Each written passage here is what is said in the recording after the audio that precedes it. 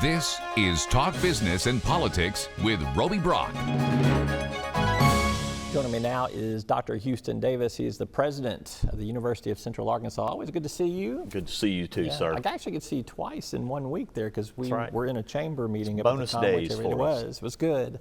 UCA touts its largest yearly enrollment increase in 25 years. That's a nice headline. It is. It's nice to be able to print that, but it's more more exciting to be able to work with all those students. It's been a great fall so far. What do you think is driving this enrollment increase? Yeah, I think that we were expecting in the freshman class probably 10 to 15% increase, just based on, I call it the sugar spike. It's the fact that coming out of high school right now, we have 2 cohorts in a row that are a little bit bigger than the last 20 years, and that's just that, that's that peak of the enrollment cliff that we talk about all the time, because the drop-off is beyond as we look to the next 12 to 13 years. This was a 26% increase, I think, if That's I remember right. my numbers so right. the additional on top of that, certainly our UCA commitment program is driving a lot of that. And I have to give a lot of credit to our university, a lot of good buzz about the university. So probably a third of that we would have naturally experienced. About a third of that is UCA commitment. About a third of it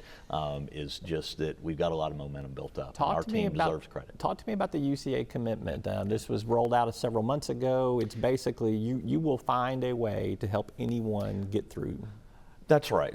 Roughly a year ago, we announced this, and it was looking to change the narrative with Arkansas families about their concerns about the cost of education and taking on any debt to be able to pursue. If somebody saw that UCA was the right academic fit for them, we didn't want that to be the reason that they didn't come our way. And so much of this, Roby, has been built on helping students and families to claim what was already due to them.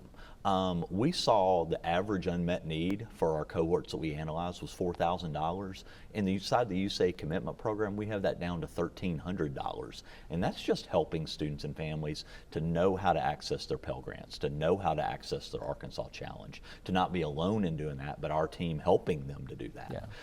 So a lot of that is our commitment is not just to meet that last dollar scholarship, but to help them get what is already out there in support of their education. Yeah, and leave debt-free. That's exactly right. Yeah. The whole goal of this program isn't to have 26% increase in a freshman class. It's to see retention go up. It's to see those students graduate 4 years from now.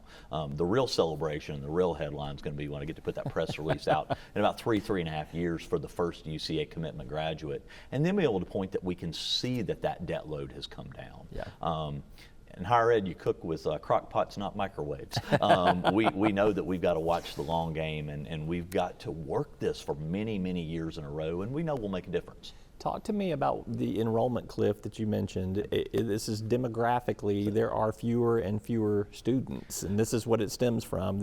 We haven't reproduced at the same rate as we did in previous generations. That's right. I mean, you go back to around 2006, 2007, 2008, you had a little bit of a mini baby boom in America, and that certainly manifests itself in Arkansas. And those are the students that are coming through K-12 now.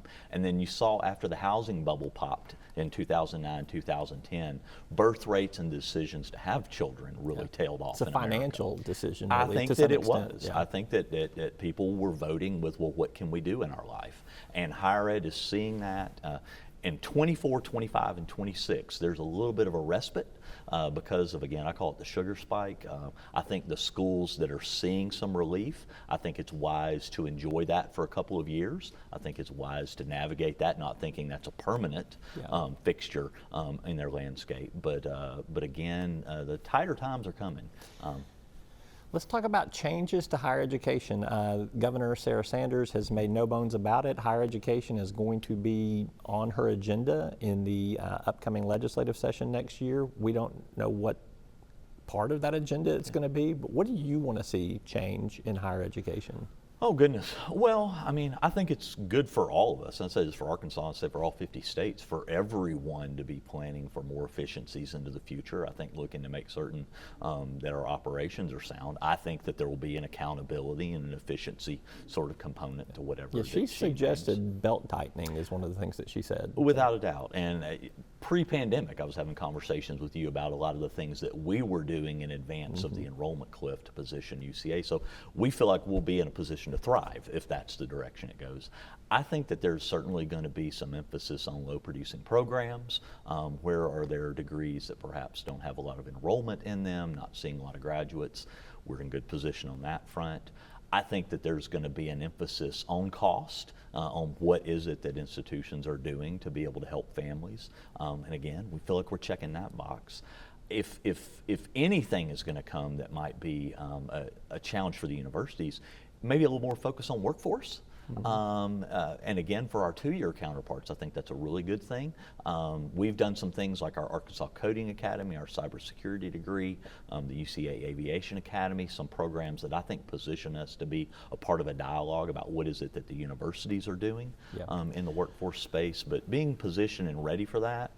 And we'll see where the debate goes. What about, I see this in some other states, and we have seen some of it here in Arkansas too. Diversity, equity, and inclusion has been a topic for higher education. Free speech has been a topic for higher education.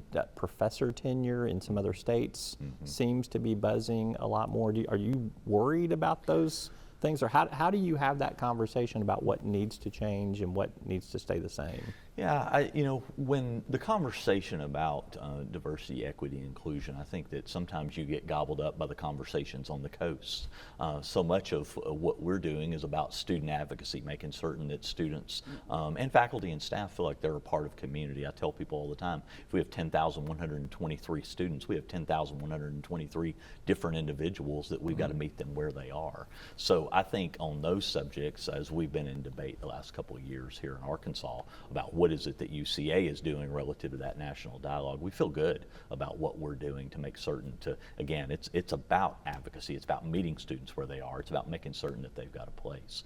I think that much debate nationally about things like tenure, that usually goes to things like post-tenure review and the like, and we certainly will have our radar up if that's the direction it goes to. How would UCA accommodate expectations like that? But I had a faculty member not too long ago ask me, am I worried about what might come in terms of a focus on higher education reforms? No, I'm really not. I mean, I feel like we're in good position and we'll face whatever the policy decisions are. Got about 30 seconds left. You guys have opened a new office in Northwest Arkansas, a development office. You got a great guy running that office, Paul Gatling, the former editor of the Northwest Arkansas Business Journal. I congratulate you on getting him. He's a great guy. That's a great move for you guys. Tell me what you're doing up there in about 30 seconds. Well, thank you. A little honor among thieves. Thank you for allowing us to engage with Paul. He's a great hire. What we're really wanting to do is make certain UCA gets students from all 75 counties, and we send alumni to all 75 counties. We're wanting to make certain that it's not just that we're recruiting in Northwest Arkansas, but we're engaging with employers. We're thinking about what is it that is going to be our relationship to the local economy there.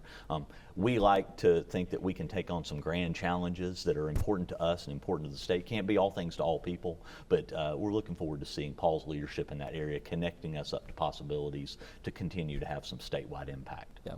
Always enjoy talking with you, Dr. Houston Davis. Appreciate you. President of the University of Central Arkansas. Thank you for being here. Thank you. We're back with more right after this.